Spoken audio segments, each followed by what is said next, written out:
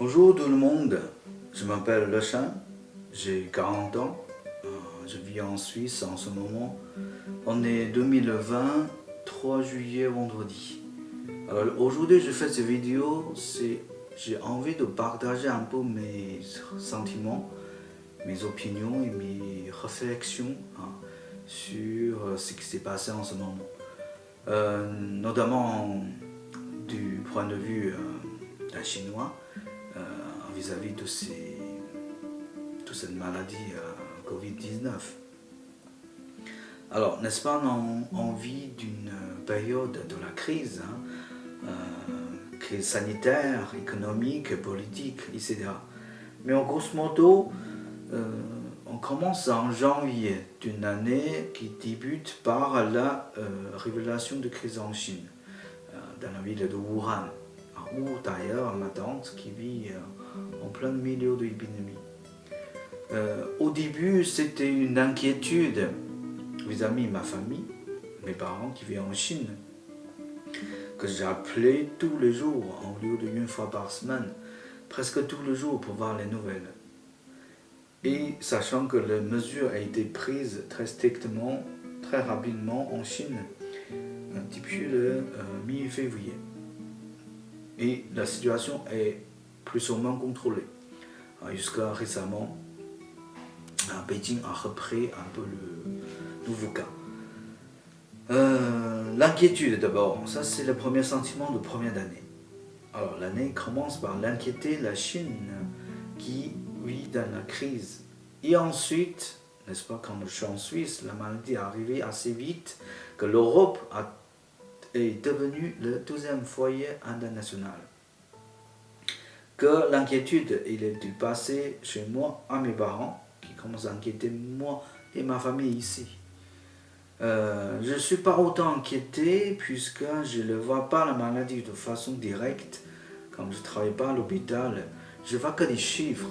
Et ce sont que des chiffres en Chine.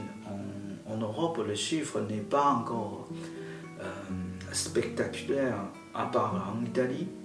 Et du coup, la gestion de la Suisse vis-à-vis de la Covid est plus ou moins satisfait pour les citoyens. Que le cas est très vite contrôlé, le développement il est freiné à partir du 16 mars, après le confinement. Alors on a plus ou moins senti en sécurité et par rapport à la gestion en Europe. Alors aujourd'hui, bien sûr, évidemment, la reprise du travail, du relance économique est très très importante, qui dépasse la maladie. Alors ça, c'est une inquiétude qui sont plus liées de la maladie, mais au travail, au développement économique. Donc ça fait de l'inquiétude. Tout le monde est concerné. Tout le monde pose des questions. Est-ce que je vais garder mon travail? Est-ce que mon salaire ne va pas diminuer? Si je perds mon travail, est-ce que je peux trouver un autre travail? Ou est-ce que je ne trouve rien? Comment je vais faire? Alors tous ces tas de questions liées du travail, et qu'à l'argent, ça n'a plus de l'argent. Ceux qui n'ont pas d'économie, ceux qui n'ont pas d'épargne, qu'est-ce qu'il va faire? Comme on a eu à Genève, les milliers de personnes qui vont chercher de nourriture toutes les semaines. Alors, l'inquiétude pour le travail. Ensuite, qu'est-ce qu'on a ressenti tout au début de l'épidémie? C'est on ressentit la question de géopolitique. Alors, c'est-à-dire, la Chine devient la question, le sujet de tout le journal, quelle que soit sa politique, son économie et surtout sa maladie, n'est-ce pas? Alors, je le comprends, la peur qui peut envahir avant tout la discrimination ethnique. Ça comprend, ça peut tolérer. Aussi, ce n'est pas une humiliation ou du racisme qu'on ressent très vivement. Mais en tout cas, cette discrimination qui passe très rapidement de Chine en Italie, et aujourd'hui, vous avez des Américaines, vous avez en Europe, on a des Suédois et les Serbes. qui sont concernés, qui ne peuvent pas venir sans mettre en quarantaine dans le territoire des autres pays de l'Union européenne. Alors ça se dit aussi, tout le monde est égaux, tout le monde a un russe tel quel, même qu'il vienne de Chine, même qu'il se trouve une étiquette chinoise. Peu importe, donc c'est le virus est là et il n'y a pas de frontières. Ça ne sert à rien de parler de nationalité, de couleur de peau, ça ne sert à rien de parler de où est le foyer. Le problème n'est pas là. Le problème c'est que comment on fait face à tout ça. Comment on peut survivre toute l'humanité. Alors jusqu'à là, le bilan, en tout cas de moi, ressenti très très pessimiste. On peut dire que je suis assez déçu de voir le monde actuel. Ça ne veut pas dire que j'ai peur de ces virus, c'est juste un virus mortel ou pas. On sait que ça a toujours existé dans l'histoire humaine et ce n'est pas nouveau, ce n'est pas la dernière non plus. Donc ça ne sert à rien de peur.